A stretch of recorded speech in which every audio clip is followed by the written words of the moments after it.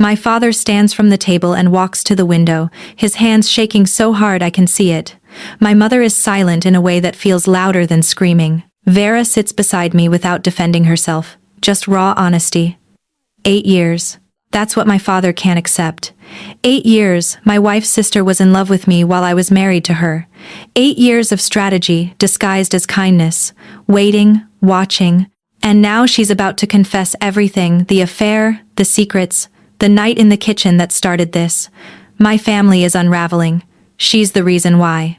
Or maybe she's the reason I finally wake up. If you want to hear uncensored, too hot for YouTube stories, check out my Patreon in the description.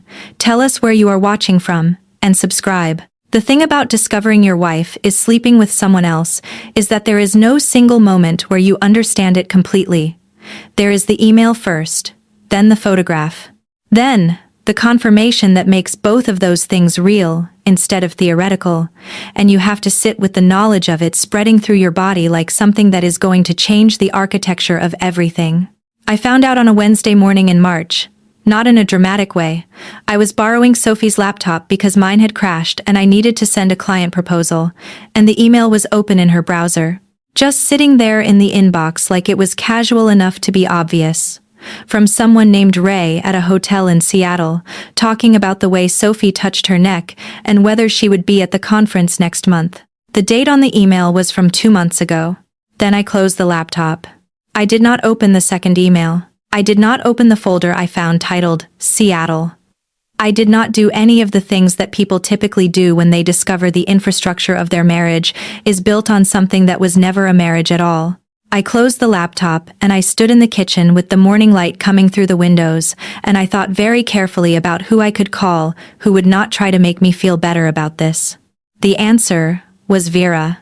I called her at work. She was a project manager for a development firm downtown, which meant she spent her days managing structural problems and timelines and people who did not want to accept that their vision was not going to fit inside their budget. She was excellent at it.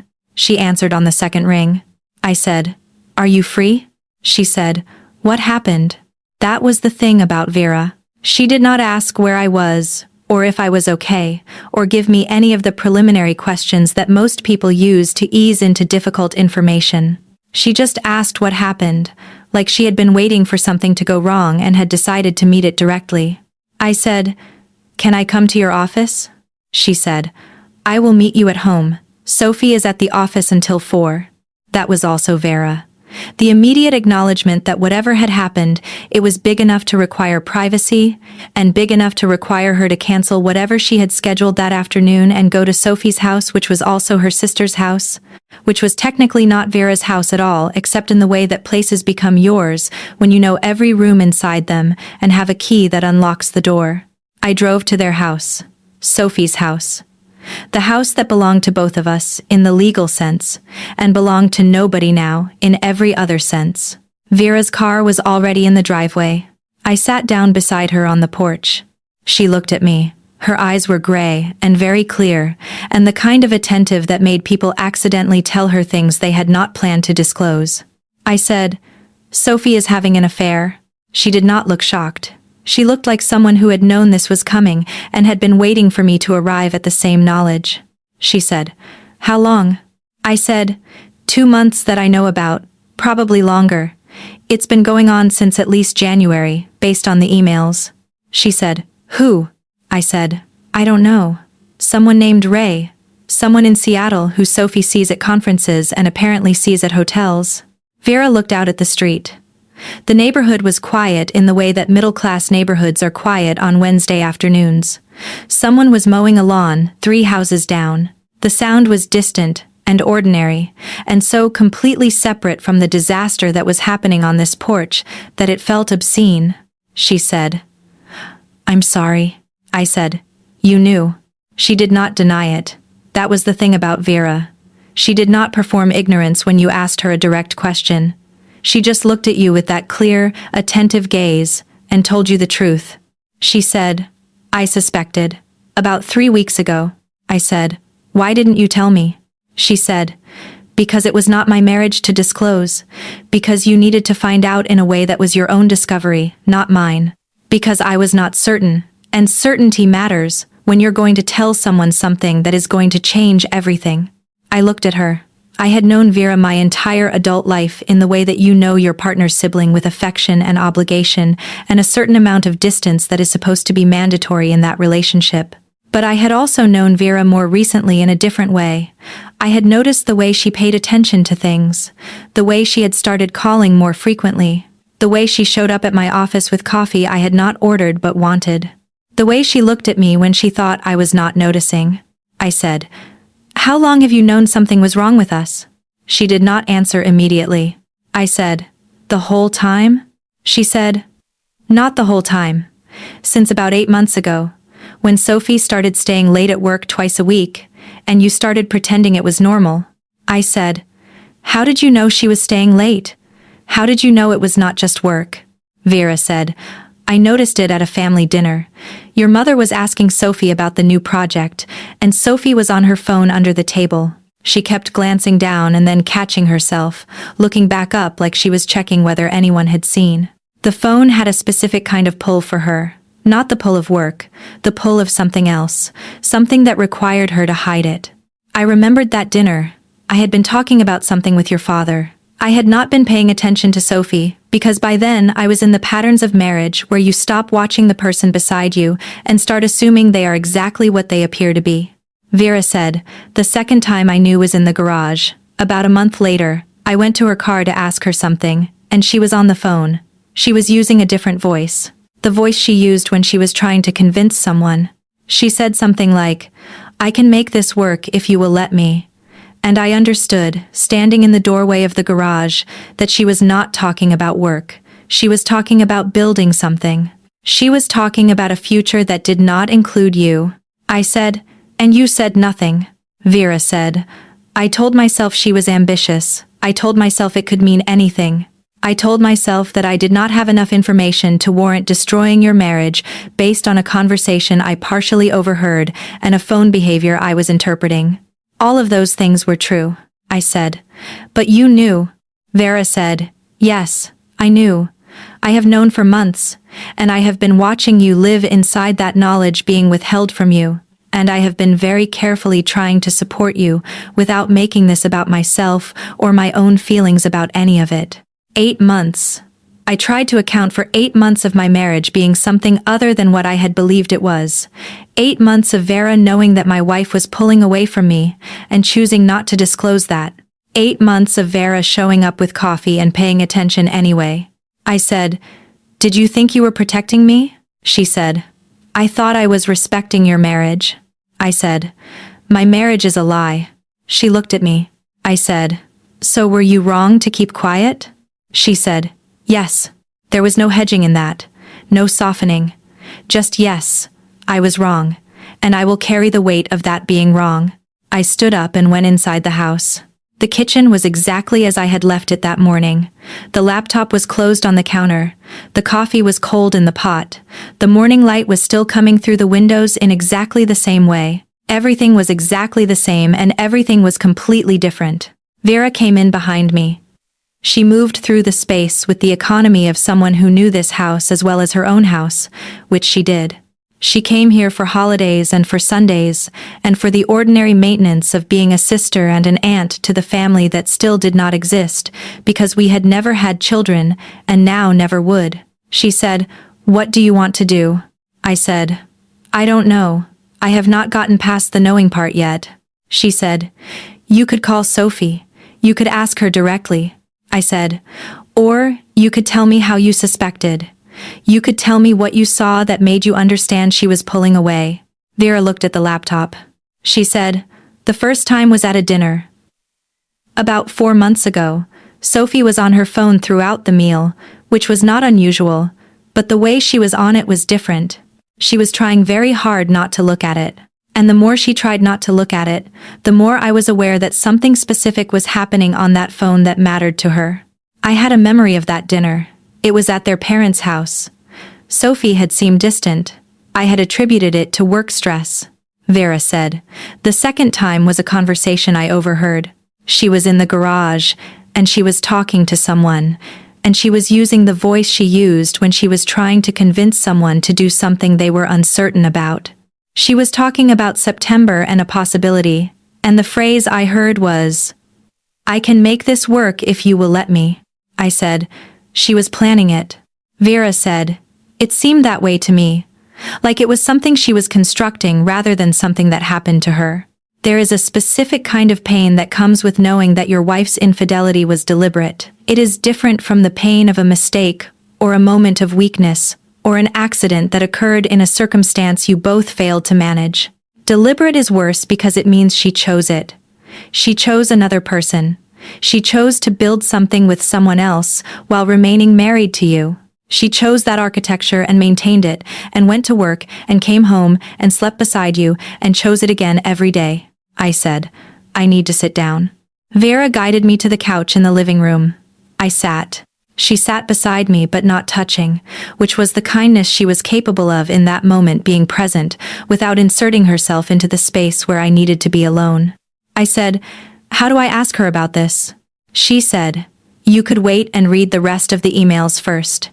You could build a complete picture of what happened and when. Then you could confront her with facts instead of suspicion." I said, "That sounds like something you have thought about." She said, "I have thought about a lot of versions of this conversation." I looked at her.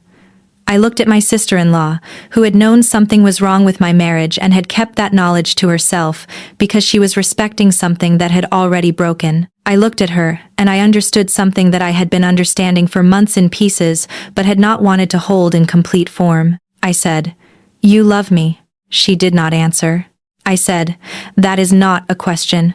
She said, "Cameron." I said, Don't deflect. Don't make it smaller. I just found out my marriage is a lie, and I need one thing to be absolutely true, and I need you to tell me that the reason you have been paying attention to me for the last 8 months is because you love me, not because you feel sorry for me." A long silence in the living room. The mower had stopped 3 houses down. The light was still coming through the windows. The world was still performing normality while everything inside this house was restructuring itself. She said, "I love you." I said, "Since when?" She said, "Since before Sophie. Since the moment I met you at the holiday party when you were still married to your ex, and I had to stand in the corner with my own understanding of how life works, and watch you laugh at something someone said, and know that this was the person I was going to be thinking about." I said, "That was 4 years ago." She said, "Yes." I said, "Sophie was already in my life. I was already married." She said, "I know." I said, "Did you try to stop it?" She said, "I tried to be glad you were happy. I tried to support your marriage. I tried to be the kind of sister-in-law who was present and warm and managed not to let anyone see that I was holding something else underneath all of that." I stood up. I said, "I need you to leave." She said, "Cameron."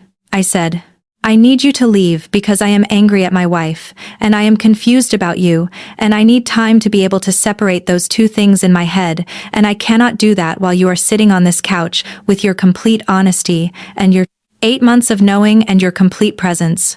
She stood. She did not argue. She did not ask if I wanted her to come back or if I would call her, or if we were still going to be okay.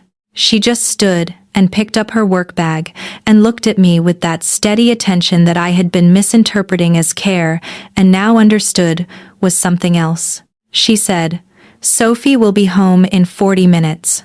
I said, "I know." She said, "I will be at my apartment if you need me." I said, "I won't." She nodded. She walked to the door. At the threshold, she stopped. And I thought for 1 second that she was going to say something else, something that was going to make this harder, or easier, or different in some way. She said, "For what it's worth, I never wanted it to be like this for you." Then she left.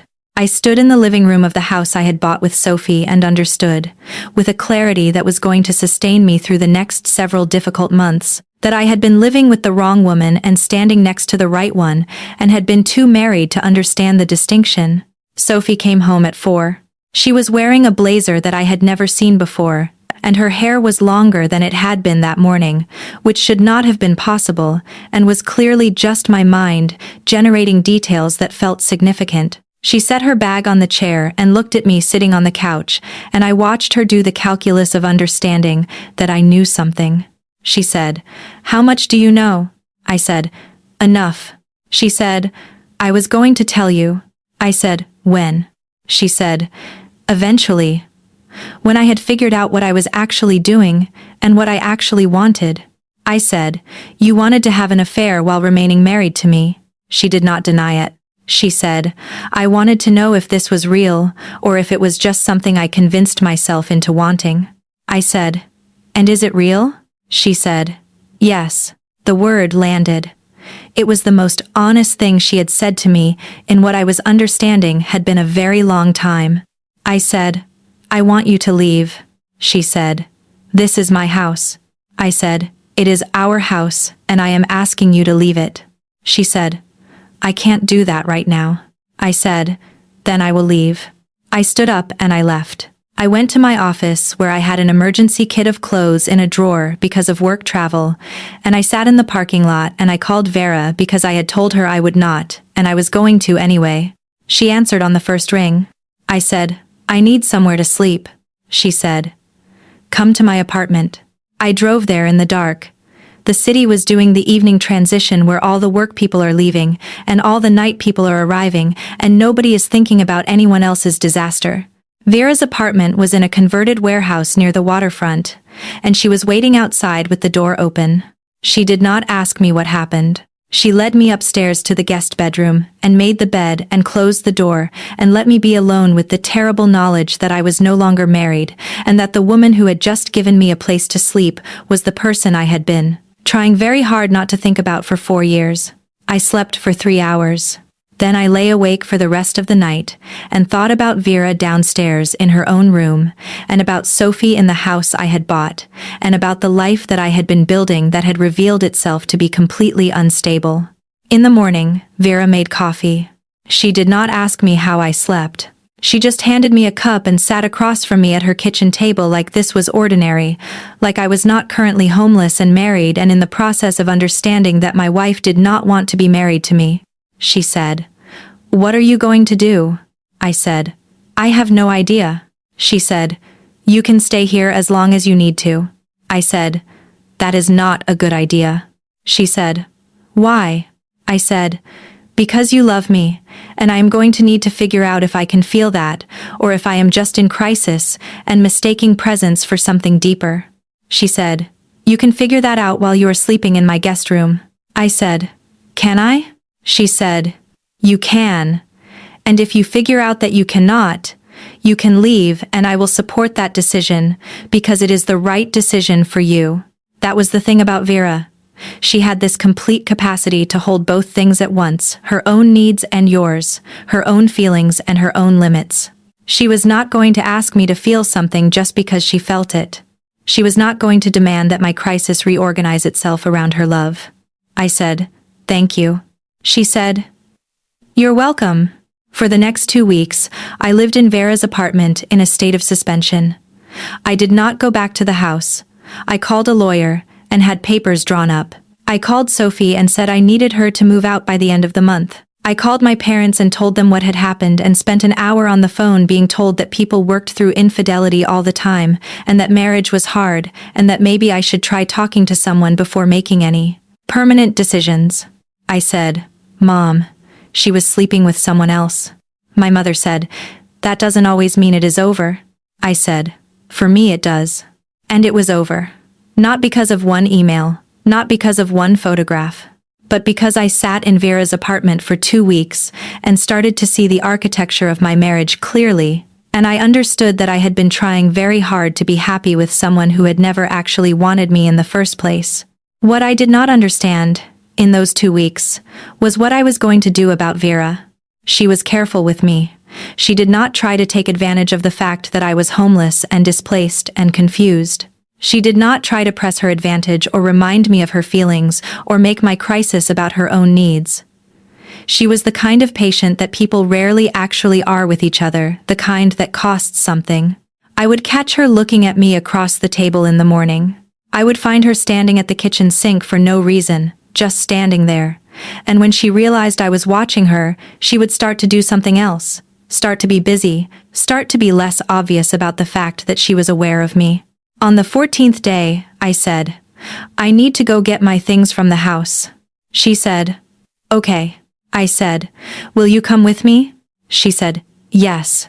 We drove to the house together. Sophie was at work. The house was empty in the way that houses are empty when someone is living in them, but nobody is currently home. I went upstairs and started pulling clothes out of drawers. I threw them into a suitcase without organization or care. Vera stood in the doorway. She did not try to help. She just watched me pack my life back into a container small enough to carry. I said, "I think I might be ready to feel something." She did not move. I said, "Not today, but eventually." She said, "That is enough." I came home from that trip, and I started the machinery of separation. The lawyers and the paperwork and the phone calls with the parents who did not understand why one infidelity had to mean the end of everything. I started to rebuild the infrastructure of my life, and I did it from Vera's apartment, and I let her help me in small ways, making coffee, listening to me vent about the divorce paperwork, showing up. By the 4th week, I was sleeping better. By the 5th week, I was starting to have conversations with Vera that were not about my marriage or my wife or my divorce. We talked about work, we talked about books, we talked about the specific nature of the city we lived in and the ways it was changing. And I was noticing things about her that I had been trying not to notice. The way her hands looked when she was reading. The way she moved through her apartment with a specific kind of economy. The way she looked at me when she thought I was not paying attention. I said, "You have been in love with me the entire time I have known you." She said, "Yes." I said, "That must have been very difficult." She said, "It was. But it was also my choice to stay and watch and hope that eventually you might be ready." I said, "I'm not ready. I don't think I'm going to be ready for a very long time." She said, "That is okay." I said, "Is it?" She said, "It is for now. We have time. But the thing about time is that it does not stay still. It moves forward whether you are ready or not, and it accumulates in the spaces between people, and sometimes what you need most is for someone to stop being patient and start being present in a way that requires honesty instead of restraint. It started with small things. Her hand finding mine when we were sitting on the couch, her moving closer to me in the dark, her allowing herself to be less careful about the way she looked at me. And I was allowing it.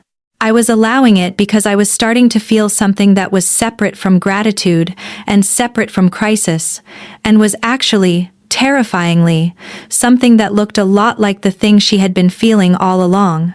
By the 8th week, I had moved out of her guest room and was sleeping on her couch because I said I was not quite ready to go back to my own space, which was a lie. I was sleeping on her couch because I wanted to be in the space where she was moving through the apartment in the morning. I was sleeping on her couch because I wanted to hear her breathing from the other room. I was sleeping on her couch because I was in the process of falling in love with her, and I did not know how to say that yet. The divorce finalized on a Thursday. It was anticlimactic. The judge signed the paperwork. The lawyers shook hands. The marriage that I had entered into believing it was forever ended in a 45-minute hearing where Sophie did not even attend. She sent a representative to sign the documents. I drove home to Vera's apartment, which had become home, and Vera was waiting. She was standing in the kitchen with her hands on the counter and her face very still and her eyes focused entirely on me. I said, "It's done." She said, "How are you feeling?" I said, "Free, angry, sad, relieved, all of it at once." She said, "That is appropriate." I said, "I think I want to talk about us." She did not move. I said, "Not right now, but soon. I think I want to understand what this is and what it could be and whether you are willing to wait long enough for me to feel that." She said, "I am willing to wait." I said, "Good." That night, I moved into her bedroom. Not for the reason that people move into someone's bedroom after a divorce. I was not ready for that. I was not ready to put my body against hers in that way. I was still too angry, and too raw, and too confused about what my body meant now that I had lived inside a lie with it. But I needed to be close to her. I needed to sleep with my head on her shoulder. I needed to feel her breathing and know that she was present and that she was not going to leave me the way everyone else had left me in various ways. She held me very carefully. She held me like someone who understood that I was broken and did not need to be held like I was going to break more. She held me like someone who had been waiting a very long time to be allowed to hold me, and now that she was going to be very careful with the permission she had been given. We fell asleep like that, her arm around me, my head against her chest, the city humming outside the window, the future entirely unwritten. For 3 weeks, that was the shape of us. I would wake up and she would be there. I would come home from work and she would be there. I would sit on the couch and she would sit beside me, close but not touching, allowing me to be close or to pull away as I needed to. I was starting to feel better. The divorce was done. The house was sold. My wife was someone I had met 3 times for lawyers' meetings and who no longer felt like someone I had ever known at all. And Vera was becoming something different. She was becoming the person I thought about when I was not with her. She was becoming the person I wanted to tell things to. She was becoming the person whose presence felt necessary in a way that required me to start examining what I actually felt for her versus what I thought I should feel because she had been patient with me. I said, "I think I am ready to talk about us." She said, "Okay." I said, "Not tonight. Tonight I need to think about what I want to say." She said, "That is fine." That night, I lay in bed beside her and thought about the architecture of what had happened. I thought about Sophie and the lie. I thought about Vera and the truth. I thought about the fact that I had lived with someone for 4 years and never felt the way I felt around Vera after 3 weeks. I said, "When did you know?" She said, "At the party. When you laughed at something someone said and I understood that I was going to spend the rest of my life being aware of you, whether you wanted me to be or not." I said, "That is unfair." She said, "It is." I said, "Did you ever want to stop?" She said, "No. But I wanted you to be happy more than I wanted you to love me back, so I stayed." I said, "And now?" She said, "Now you are here and you are starting to feel something, and I am trying very hard not to need it to be something specific." I said, "What if it is something specific?" She did not answer. I sat up. I looked at her face in the dark, and I understood that she had been holding herself at a distance not because she wanted to, but because she was terrified that if she moved closer, if she allowed herself to hope that this might actually become what she had always imagined, I would remember that she was my sister-in-law and that all of this was inappropriate and that I would leave. I said, "I don't think I'm ready to be with you yet." She flinched. I said, "But I think I'm going to be. I think I am falling in love with you, and I think the reason it feels so different from the way it felt with Sophie is because this one is real." She turned away. I said, "Look at me." She did not. I said, "Vera, look at me." She turned and I saw that she was crying, which I had never seen her do, and the sight of it broke something open inside me that I had been trying to keep closed. I said, "I am going to need you to tell me what you need from me." She said, "Nothing. You don't owe me anything." I said, "That is not what I asked." She said, "I need you to be sure. I need you to take as long as it takes and to be absolutely certain that this is not just crisis and gratitude and displacement. I need you to know that I am not going to be the stepping stone to something better. I need you to choose me because you actually want me, not because I was convenient." I said, "It is not like that." She said, "I know, but I need to know that you know." I lay back down beside her, and I did not sleep because I was understanding, in the quiet of that apartment, that what I felt for her was something that had been building all along, underneath the marriage, and underneath the divorce, and underneath my own confusion. I had been falling toward her since the moment I saw her on that porch and told her that Sophie was having an affair. I had been falling toward her through every kindness she had shown me. I had been falling toward her in the dark while I was trying to figure out who I was without the person I thought I was married to. And now I was ready to stop falling and start actually being there. "In the morning," I said, "I want to take you to dinner." She said, "Okay." I said, "Not as my sister-in-law. Not as the person who let me sleep on her couch, I want to take you to dinner as someone who is starting to be very aware that you are the person I am in love with. She said, Cameron. I said, is that okay? She said, yes. That is more than okay. We went to dinner on a Saturday night. I wore something I had not worn since before the divorce, something that felt like me and not like the person I had been performing for Sophie. Vera wore something dark and simple, and looked at me across the table like she could not quite believe I was there. We talked about the future. We talked about what it would look like to build something together. We talked about the fact that this was going to be complicated and difficult, and that people were going to have opinions about it that we did not want to hear. And we talked about the thing underneath the surface, the thing that had been waiting all along, the thing that was finally being allowed to be named. By the end of the night, I knew that I wanted to kiss her. I knew that I wanted to put my hands on her and have them stay there. I knew that I wanted to sleep beside her, not out of crisis, but out of choice. When we got home, I said, I'm ready. She said, for what? I said, for this. For you. For all of it. She looked at me for a very long moment. Then she kissed me, and it was not tentative or careful or performed. It was honest and deep, and tasted like every year she had been waiting, and every moment she had been holding herself at a distance, and every time she had chosen to stay instead of leave. It was the kiss of someone who had been in love with me so completely that it had shaped her entire life. And I was finally there to meet it. We went upstairs. She was careful with me, but I did not want careful. I wanted her to come to me, the way she had been needing to come to me since the moment we met. I wanted her to stop managing her own need and start being present with her own desire. I said, stop being careful. She said, I don't want to hurt you. I said, you are not going to hurt me. You are the only one who has never hurt me. She kissed me again, and I felt her stop holding back. I felt her stop being gentle. I felt her move closer and pull me against her, and allow herself to want me in the way she had been wanting me all along. It was not frantic, it was not desperate. It was the thing that happens when two people finally stop pretending that something is not true and just allow it to be. She was shaking when she held me. I said, I've got you. She said, I know. We stayed like that for a long time, her hands on my waist, my head against her chest, the future finally something we could both see instead of something we were both pretending not to imagine. In the morning, I woke up with her arms still around me, and the sunlight coming through the window, and the understanding that this was real, and that it was going to be okay. For the next month, we moved through the city like people who had finally stopped hiding something. We went to work. We came home.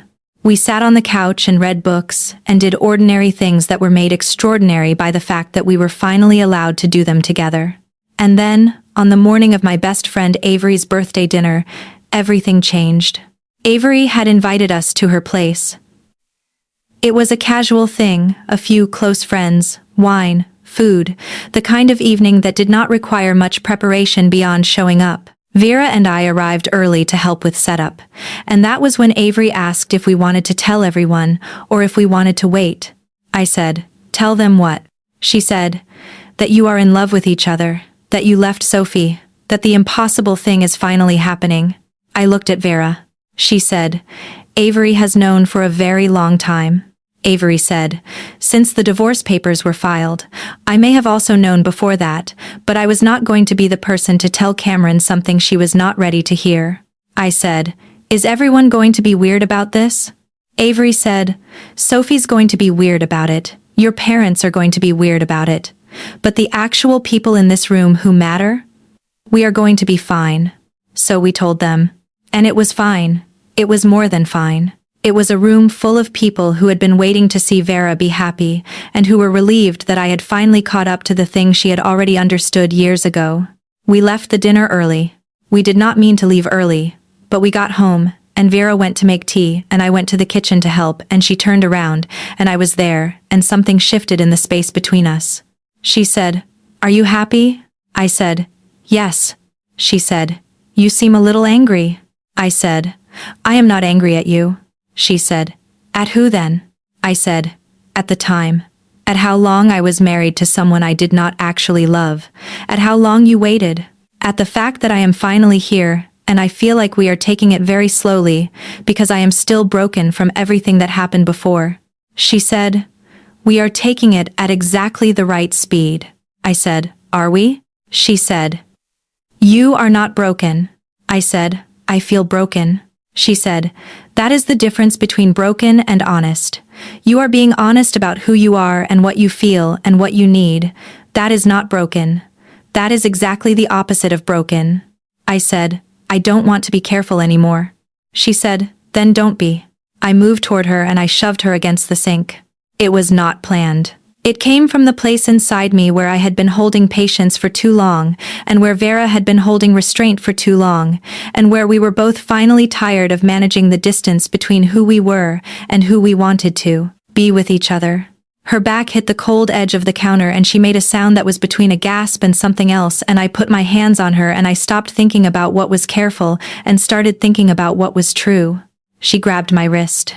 I thought for 1 second that she was going to push me away. Instead, she pulled me closer. Her other hand landed on my waist and stayed there. And the moment I stopped pulling away, the moment I surrendered to what was happening, her grip changed. It became something else. It became something that had been waiting underneath everything the whole time. She said my name like it belonged to her. I felt her other hand move to the back of my neck, and I understood, in the clarity of that moment, what 8 years of waiting looked like when it finally got to be present. It looked like her hands on my body with no restraint. It looked like her looking at me like I was the only real thing in the room. It looked like the moment where she stopped being careful and started being honest about what she wanted.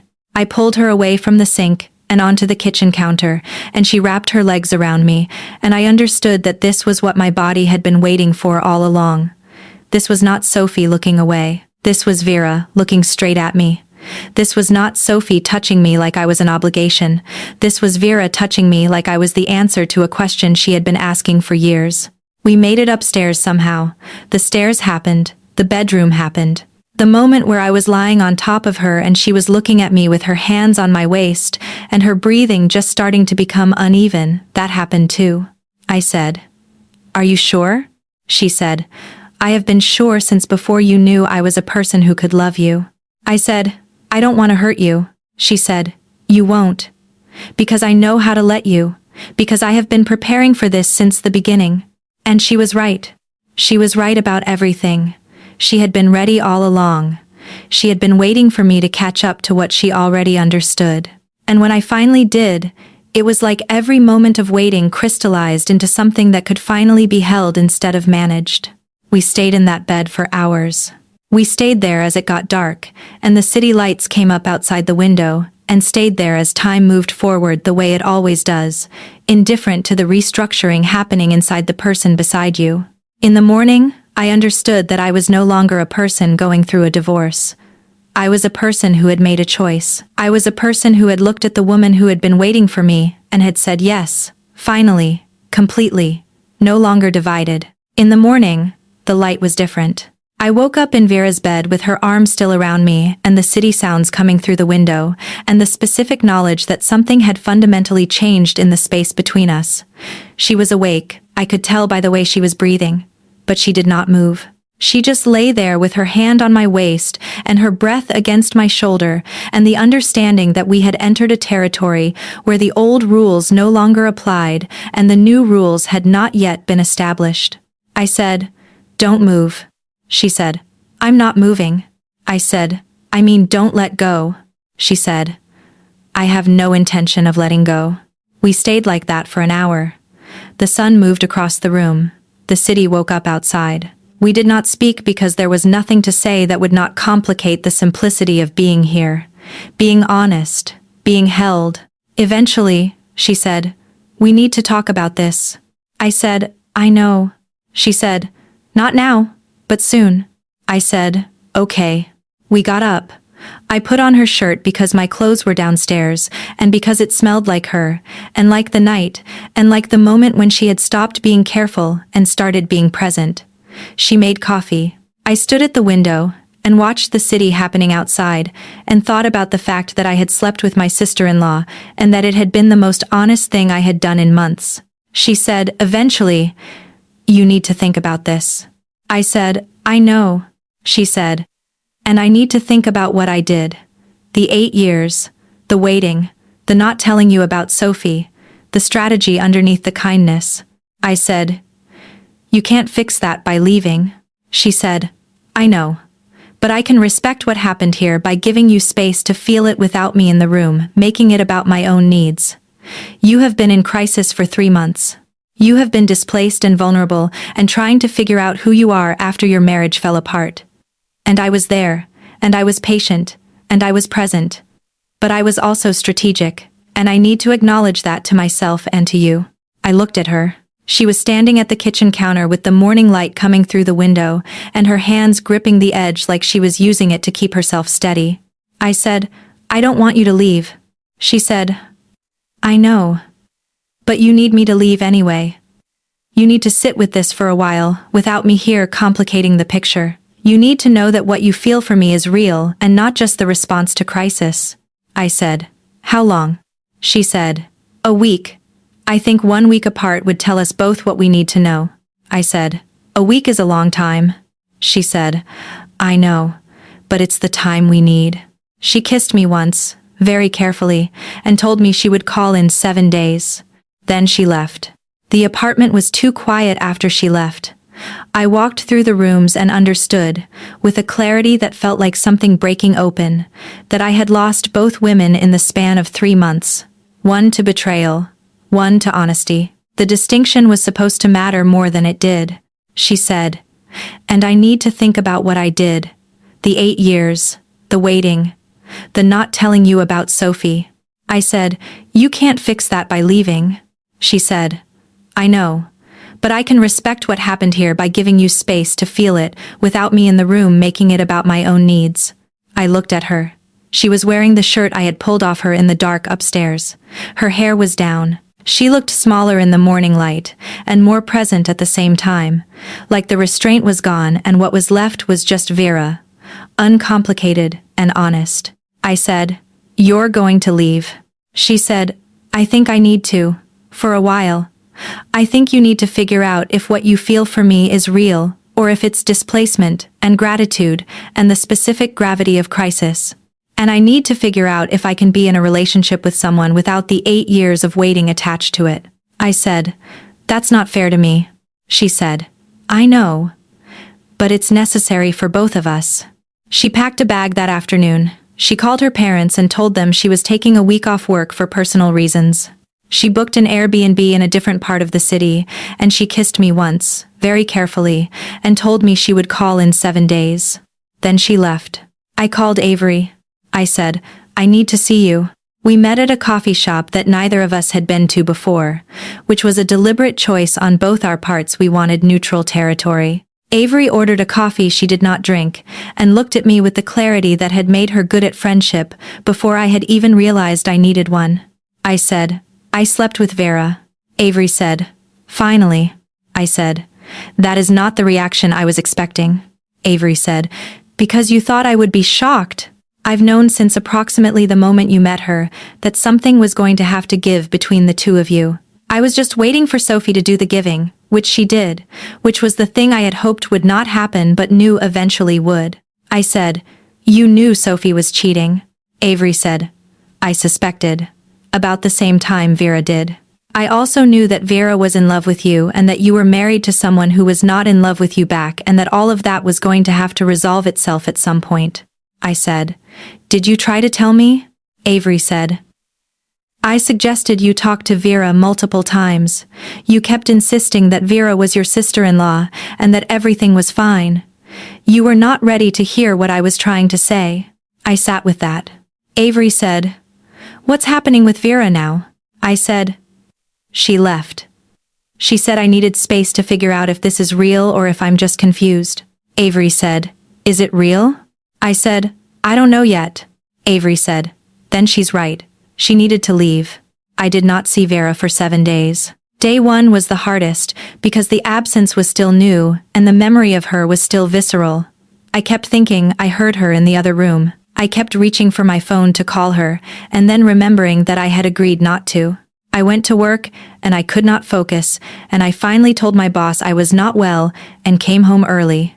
I sat in the apartment with all her things, her books still on the shelf, her mug in the cabinet, the indent in the couch where she had sat reading on Sunday afternoons, and I understood that she was not coming back, at least not for 6 more days, and that those 6 days were going to require me to sit with the knowledge of what I had done and what I actually felt. Day 2 was easier, because the absence had time to become less sharp. I went to work, and I got through meetings, and I even laughed at a joke someone made in the afternoon conference call. But when I came home, the apartment was still empty, and I realized that what I was feeling was not relief at her absence, but a kind of hollow waiting. Day 3, I called my therapist and asked for an emergency session. I told her what had happened in the kitchen, and she asked me what I felt, and I said I did not know anymore. She said that was appropriate. She said that when 2 people break restraint at the same time, the aftermath requires a lot of sitting still. She said Vera was right to leave. She said that I needed time to process what had happened without her presence complicating the picture. I said, I don't want her to be right. The therapist said, that does not change the fact that she is. Day 4, I did not go to work. I stayed home and I sat in Vera's chair, and I tried to read the book she had been reading, and I could not concentrate because all I could think about was the moment when she had stopped being careful and her grip had changed. I thought about her hands on my waist. I thought about the way she had said my name, like it belonged to her. I thought about the 8 years she had spent waiting for that moment, and I understood, for the first time, that the restraint she had been showing me was not primarily about protecting me, it was about protecting herself. It was about managing her own needs so that she could be the person I needed her to be. Day 5, I went to the coffee shop where Avery and I had first talked about all of this. I ordered a coffee I did not drink, and I sat at a table and I thought about the person I had been 3 months ago. I thought about the woman who had discovered her wife's betrayal, and the woman who had moved into her sister-in-law's apartment, and the woman who had, 5 days ago, shoved that sister-in-law against a kitchen sink and stopped pulling away.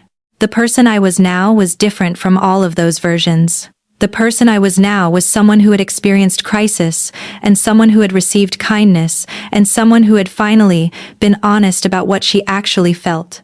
Avery texted me that day. She said, "How is the thinking going?" I said, "I miss her." Avery said, "That's good information." Day 6, I stopped trying not to call her. I did not call her, but I stopped trying not to. I sat with my phone in my hand, and I understood that restraint was not always virtue. Sometimes it was just a way of prolonging suffering. But I had made an agreement and I was going to keep it. Day 7, I went to the window and looked out at the city, and I thought about Vera looking out at the city from her Airbnb across the water. I thought about what she was processing in the space away from me. I thought about the accountability work she had said she was doing, and I wondered if she was actually doing it or if she was just sitting in a room thinking about me the way I was sitting in a room thinking about her. At 9 o'clock, she called. On day 7, she called at 9 in the evening. I answered on the first ring. She said, "Hi." I said, "Hi." She said, "I think I need to see you." I said, "I've been waiting for you to say that." She said, "I need to say some things first. I need to be accountable for the 8 years, in a way that is not performed, and not just an apology that makes me feel better. I have spent the last 7 days in an Airbnb, writing things down, talking to a therapist, understanding the ways that I constructed a narrative that made my own waiting seem noble instead of strategic." I said, "Okay." She said, "Can I come over? Can you give me 30 minutes to get there, and then can you not interrupt me while I say this? Because if you interrupt me, I will lose my nerve, and I will perform something instead of saying what is actually true." I said, "I can do that." She said, "Okay, I'm getting in the car." She arrived 45 minutes later instead of 30. I watched from the window as she got out of her car and walked toward the building. She moved like someone carrying something heavy. She did not look up until she was at the door. I opened it before she could knock. She stood in the doorway with her overnight bag still in her hand, and her face arranged in the expression she used when she was about to do something that was going to cost her. She said, "Can I sit down?" I said, "Yes." She sat on the couch. I sat in the chair across from her to give her the distance she was asking for. She set the overnight bag beside her and she looked at the floor for a moment before she looked at me. she said. I have spent 8 years aware of you and choosing not to disclose that to you. I have spent 8 years managing my own feelings and calling it respect.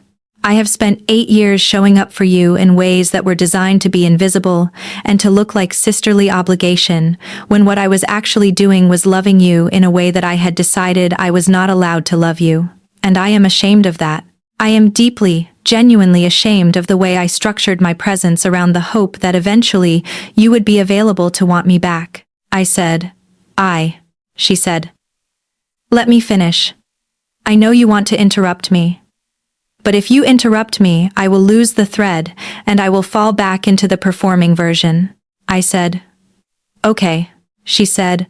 I knew Sophie was pulling away from you. I had reasonable suspicion that she was being unfaithful. I overheard a conversation that made it clear that she was constructing a life that did not include you. And I chose not to tell you because I told myself that it was not my place, that it was your marriage to manage, that you would find out in your own time. But the truth is more complicated than that. The truth is, I chose not to tell you, because part of me was hoping that it would fall apart, so that you would finally be available to notice me. And that is the thing I am most ashamed of. That is the thing I will spend the rest of my life carrying the knowledge of. She stopped. She looked up at me. She said, I used your crisis. I positioned myself as the safe person, the kind person, the sister who was just trying to help. But what I was actually doing was harvesting the benefit of your pain. I was there when Sophie failed you, and I was there when you needed someone, and I was banking on the fact that eventually you would confuse gratitude with love and would choose me out of proximity instead of genuine desire. The room was very quiet, she said. The night in the kitchen changed something. In that moment, you stopped being careful, and you shoved me against the sink because you were angry at your wife, and you wanted to feel something other than betrayal. And I responded to that. I let you believe that my response was about 8 years of waiting when the truth is my response was about the fact that you were finally, for the first time, actually present with me. Not grateful, not displaced. Actually present. I said, I was present. She said, I know. But I was also afraid, because if you were actually present, that meant you were not just using me for safety. That meant what we did might actually be real, instead of something that started in crisis. She stood up, and she walked to the window, and she looked out at the city, the way I had been looking out at the city for 7 days. She said, I went to a therapist this week. Not just talked to her on the phone but actually went in person and sat across from her and told her everything. I told her about the 8 years and the strategy, and the way I had constructed my own presence as generous when it was actually self-serving. And she asked me what I was afraid of. And I said I was afraid that if you knew how calculated the kindness had been, you would stop loving me. I said, I don't love you out of gratitude. She said, I know that now. But I did not know it a week ago. She turned around and she looked at me. She said, I came back because I realized, in that 7 days, that the thing I had been most afraid of all along was not that you would discover my strategy. The thing I was most afraid of was that you would discover my love, and it would not be enough. That 8 years of waiting would be some kind of burden, instead of the actual evidence of how much I care about you. The room felt very small. She said, I am sorry. I am sorry for the 8 years, and for the way I structured my presence around your vulnerability. I am sorry for the night in the kitchen making me believe, for 1 second, that I had finally earned the right to stop being careful. And I am sorry for leaving you alone this week, when part of me desperately wanted to call you and tell you that I was suffering too. I said, Were you suffering? She said, Yes. The suffering was constant and specific, and made me understand, in a way that the 8 years never could, that what I feel for you is not charity. It is not patience. It is not some noble thing. It is just love. Complicated, flawed, built on a foundation that was not completely honest, but love nonetheless. I stood up and I moved toward her, and she flinched, like she thought I was going to push her away. I said, I missed you. She said, I know. I said. I had 7 days to think about whether this was real or whether it was displacement. And I can tell you, very clearly, that it is real. It might be complicated because of how it started, but it is real. She said, "How can you be sure?" I said, "Because I missed you. Not the safety, not the kindness. You. I missed the specific reality of you." The room went very still. She said, "I used your crisis. I showed up for you in the way that you needed, and I let you believe it was sisterly obligation, when what I was actually doing was using your pain to position myself as the only safe person in your life, and that was wrong." I said, "Yes, it was." She said, "I am sorry. I am sorry for the 8 years, and for the strategy underneath the kindness, and for the way I managed to make your marriage failing about my own opportunity." I said, "What are you going to do about it?" She said, "I already started. I went to a therapist. I am working through the way that I construct relationships around what I think I can get from them, rather than what I can actually offer. And I am working through the fact that I fell in love with someone I had no right to be falling in love with, and I spent 8 years finding ways to justify staying in a position that was fundamentally unhealthy." I said, "That's good." She said, "It's not an apology that makes everything okay." I said, "I know. But it's an apology that suggests you understand what you did wrong, and you're actually trying to change the behavior instead of just feeling bad about it." She said, "Can you forgive me?" I said, "I don't know yet, but I think I might be able to, eventually." She nodded. She looked like she was about to leave, and I said, "Don't go." She said, "I don't want to confuse you again. I don't want to be the thing you reach for because you are lonely, or because the familiar feels better than being alone." I said, "That's not what this is." She said, "How do you know?" I said, "Because I had 3 months with you helping me through the worst thing that has ever happened to me. I had 3 weeks of you being patient with me while I fell apart. And I had one night where you stopped being patient, and you were just honest. And after that night, when you left, I did not miss the patience. I missed you. I missed the honesty. I missed the woman who has finally stopped managing her own feelings and started just existing in them." She came back into the apartment, and she sat beside me on the couch, and she took my hand. She said, "I don't know how to do this without the 8 years underneath it." I said, "Neither do I, but I think we figure it out anyway." We sat like that for a long time. Then she said, "I need to tell your family." I said, "About what?" She said, "About us. About the fact that I was in love with you while you were married to my sister. About the fact that she cheated and you left, and I was the person who provided the safety while that was happening. They deserve to know the full context, instead of thinking that I am some kind of opportunistic sister who preyed on a crisis." I said, "That's going to be difficult." She said, "I know, but it's the right thing to do." We called my parents on a Sunday afternoon. We told them together, with Vera doing most of the talking, explaining the timeline and the 8 years, and the way that the crisis had simply made visible what had always been true. My mother was quiet. My father was angry. Both of them were processing the fact that their family had been a lie for 8 years. My father said, "I need to understand the timeline more clearly." Vera said, "I was aware that I had feelings for Cameron 7 years into knowing her. I did not act on those feelings because it would have been inappropriate. She was married. She was my sister. But 8 months ago, I began to suspect that Sophie was being unfaithful. I heard a conversation in the garage where Sophie was discussing making something work with someone else, and I understood that the marriage was ending. I did not tell Cameron about this suspicion because I told myself it was not my place. The truth is more complicated than that." My mother said, "What do you mean?" Vera said, "The truth is that part of me was hoping the marriage would end so that Cameron would be available, and I am ashamed of that. I am deeply ashamed that I positioned my waiting as loyalty when it was actually strategy." My father stood up and walked to the window. He stood there for a long time without speaking. My mother said, "And when the marriage did end?" I said, "When the marriage ended, Vera gave me a place to stay. She was kind and patient and present. She did not make a move toward me. She just let me fall apart, and she caught me when I needed to be caught." My father turned around. His face was red, and his hands were clenched. He said, "You seduced my daughter." Vera said, "I did not seduce her. She seduced me, actually.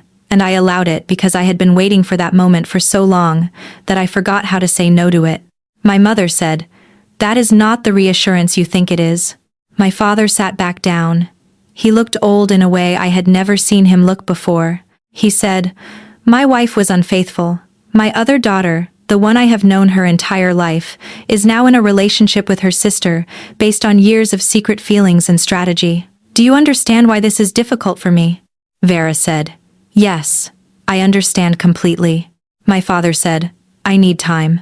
"In the end," my mother said, "what matters now is whether you are going to stay together. What matters now is whether this is real or whether it was just crisis and displacement." Vera looked at me. I said, "Yes, we are going to stay together, and it is real." My mother said, "Then we will learn to be okay with this, but it will take time." It took time.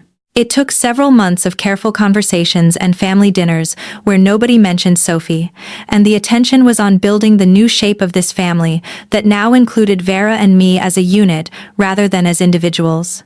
My mother called occasionally and we talked about neutral things until one day we talked about Vera and it was just normal, the way family conversations are normal after you have been through something difficult together and decided to survive it anyway. Vera's parents, by contrast, were supportive almost immediately. They came to dinner at the apartment and they looked around and they looked at the way Vera moved through the space and the way I looked at her and they seemed to understand, in a way that did not require explanation, that this was real. Vera's mother said, "I have known my daughter loved you since the day she brought you to a family dinner. The only thing I did not know was whether you would ever notice." Our therapist said, "You have two choices. You can remain stuck in the story of how this started, the betrayal, the strategy, the crisis, or you can acknowledge that story as part of your history and move forward into the present moment, where both of you are choosing each other consciously and completely. What you do now will determine which story you live into." Vera said, "I want to live into the second story." I said, "So do I." By the time my divorce was final, we had been together for 8 months in the way that requires both people to be actually showing up instead of just performing presence. We had worked through the initial intensity and into something that felt more stable. We had learned each other's rhythms. We had established patterns of communication that were more honest than the patterns we had used before. I took her to dinner on the day the papers were signed. I said, "Thank you for leaving me for 7 days." She said, I said, "I want to ask you something." She said, "What?" I said, "If we do this, if we actually build a life together, can you promise me that you will never again spend 8 years being quiet about something that matters?" She said, "I promise." I said, "And I promise that I will try to notice when you are struggling instead of just assuming you are fine because you look like you are composed." She said, "I can work with that." We moved in together 3 months later. We got an apartment that was neither my old house with Sophie nor the place where Vera had found me broken in March. It was a new space, 3rd floor, corner windows, the kind of apartment that exists entirely in the present tense instead of in the past or the future. The first time we invited people over for dinner, I cooked, and Vera managed the timing, and Avery brought wine, and we sat at our table and understood that we had survived something and come out on the other side of it differently. Avery said, "I'm glad you both figured it out." Vera said, "It was not figuring it out, it was more like surviving it and then deciding to try again." I said, "There's a difference." 1 year after the night in the kitchen, we went to Vera's parents' house for Thanksgiving. Sophie's name was not mentioned. My mother sat across from me at dinner and looked at Vera and then at me, and something in her face softened into understanding. After dinner, my mother pulled me aside. She said, "I was angry at first, at all of it, the way it happened, the fact that Vera had been waiting all that time, the fact that my marriage to your father felt suddenly fragile in comparison." I said, "I understand." She said, "But what I understand now is that Vera loved you more honestly than Sophie ever did, and that sometimes the person we are supposed to be with is the person who stays instead of the person who we thought we had chosen." I said, "I know." She said, "Be good to her." I said, 2 years after that night in the kitchen, Vera and I went to the courthouse and got married. We did not have a big ceremony. We had Avery as a witness, and we stood in front of a judge, and we said the things that people say when they are deciding to stay together, not because it is easy, but because it matters. The judge asked if we wanted to exchange rings. We did. Vera slid the ring onto my finger, and her hand stayed there for a moment longer than it needed to. In that moment, I understood everything that had come before the 8 years of waiting, the kindness that was not quite sisterly, the patience that had cost her something, the night when she finally broke, the 7 days of separation, the therapy, the accountability, the way forward. All of it had been worth it. That evening, we came home to the apartment that we had built together. We stood in the kitchen, and I pulled her close, and I said, "Hi." She said, "Hi." I said, "I married you." She said, "You did." I said, "I'm glad I waited until I was sure." She said, "So am I." 3 years into our marriage, we bought a house. It was in the neighborhood where Vera had always wanted to live, near a park where people walked dogs and rode bikes and did the ordinary things that people do when they are not in the middle of a crisis. The house had a kitchen with windows that looked out onto the garden, and we spent a weekend painting it the color that Vera had always imagined, a soft blue-gray that reminded me of her eyes in certain light. My mother came to help us paint. She brought her own brush, and she moved through the rooms like she was painting away the version of this story that had started with betrayal and becoming, instead, the version that had resolved into something that looked like love. She said, "I was wrong to be angry." I said, "You were allowed to be angry." She said, "I know. But I was angry at the wrong thing. I was angry that Vera had been waiting instead of being angry that Sophie had not been honest. I was angry at the love instead of being angry at the deception." I said, "You came around." She said, "I did." She looked at Vera, who was on a ladder painting the ceiling. She said, "Take care of my daughter," Vera said.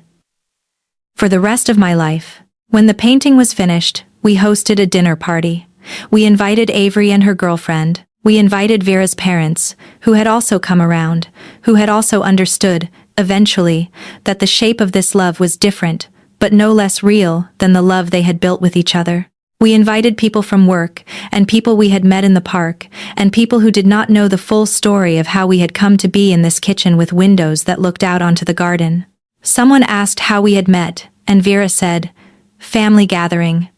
And I said, "We had both been waiting," which was the only way to describe it that was both true and insufficient at the same time. 5 years after the night in the kitchen, Vera and I took a trip back to the city where we had first started this thing. We went to the coffee shop where Avery had listened to me say out loud that I had slept with my sister-in-law. We went to the building where Sophie and I had bought our first apartment. We went to the Airbnb where Vera had stayed during the 7 days, when she was giving me space to figure out if I could love her. We did not go there to remember anything. We went there to acknowledge that the story had started somewhere and had moved us to somewhere else, and we were allowed to visit the geography of it without being trapped by it. On the last evening of the trip, we went to dinner at the restaurant where we had had our first real date.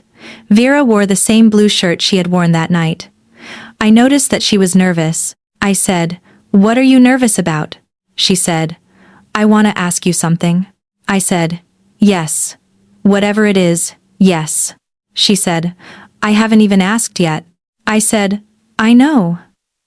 But I'm not going to make you wait any longer." She took a small box out of her jacket pocket. She said, "This is probably ridiculous because we are already married, and we already have a house, and we have already committed to the rest of our lives, but I want to ask you anyway." She opened the box. Inside was a ring with a stone that caught the light in a specific way. She said, "Will you marry me?" Again, differently. With full awareness this time instead of the crisis version. I said, "Yes." She said, "I was going to make a speech." I said, "You can still make it, but I'm already saying yes." So she made a speech anyway. She told the restaurant full of strangers about the 8 years that came before, and about the night in the kitchen, and about the 7 days of separation, and about the therapy and the accountability and the way that love had to be built on something real instead of something performed. She told them about the woman sitting across from her who had finally, after everything, chosen to stay. She ended by saying, "I spent 8 years waiting, and then I spent 7 days giving that waiting away. And now I want to spend the rest of my life, not waiting anymore but just being here, with this person, in whatever form that takes." Everyone in the restaurant clapped. I cried. Vera held my hand and did not apologize for the length of her speech and did not perform any version of humility about the fact that she had just publicly declared everything that had been private between us. Later, when we were home and the lights were off and we were lying in the dark, I said, "Do you regret it? The 8 years?" She said, "I regret the way I did it. I regret the strategy. I regret using your crisis to position myself. But I don't regret the feeling. I don't regret being aware of you. I don't regret waiting until you were ready to actually receive what I had to offer." I said, "I love you." She said, "I know." I said, "I want to say it differently than before. Not as a response to crisis. As a choice. As something I wake up every day and decide." She said, "I wake up and make that same choice. Every day." 10 years after the night in the kitchen, my mother passed away. It was not sudden. She had been declining for several years, and we had all been preparing for it. But preparation does not actually prepare you for the moment when the person who gave you life stops living. Vera held me through the funeral. She stood beside me and did not try to make it smaller or easier or different than what it was.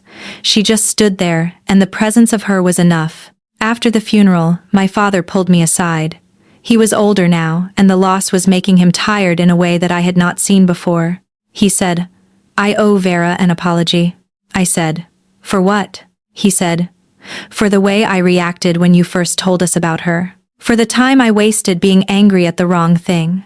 I said, "You were allowed to be angry." He said, "I know.